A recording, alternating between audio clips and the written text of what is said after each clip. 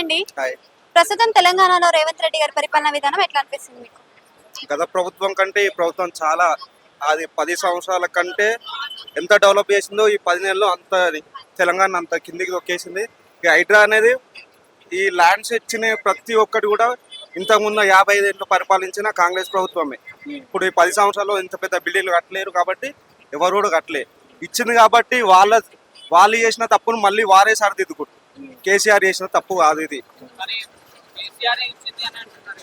లేదు లేదు, free buses పెట్టిండ్రు. ఎవరికి లాభం?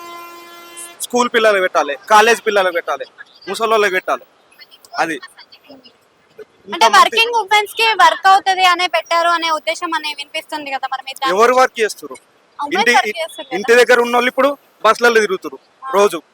ఇంటికాడ ఉండి ఏం చేయాలి? ఛాయ్ దానికి కూడా బస్సులు ఎక్కి సికింద్రాబాద్కి వస్తున్నారు. అలాంటి పరిస్థితి తెచ్చిండు రేవంత్ రెడ్డి.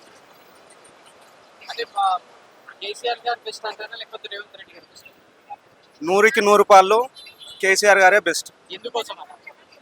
65 ఏళ్ళ నుంచి రాని తెలంగాణని కేసీఆర్ గారు తెచ్చారు కాబట్టి ఆయన ప్రాణాలను త్యాగానికి పెట్టి నేను చచ్చిపోయినా సరే నా పేరు గుర్తుండిపోతుంది, తెలంగాణ వస్తే నా ప్రజలు బాగుపడతారని ఒక ఉద్దేశంతో ఆయన నిరాహార దీక్ష చేసి ఈ తెలంగాణ తెచ్చిండు.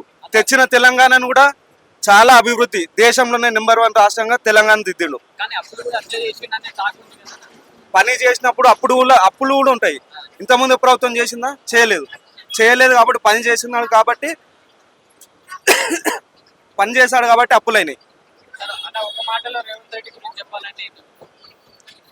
రేవంత్ రెడ్డి గురించి చెప్పాలంటే తెలంగాణలో టీడీపీ పార్టీని ఎలా అయితే భూస్థాపితం చేశాడో అలాగే కాంగ్రెస్ పార్టీని ఈ 5 సంవత్సరాల్లో కాంగ్రెస్ పార్టీని ఎలాంటి ఆనవాళ్ళు లేకుండా చేయడానికే రేవంత్ రెడ్డి గద్దెనెక్కాడు.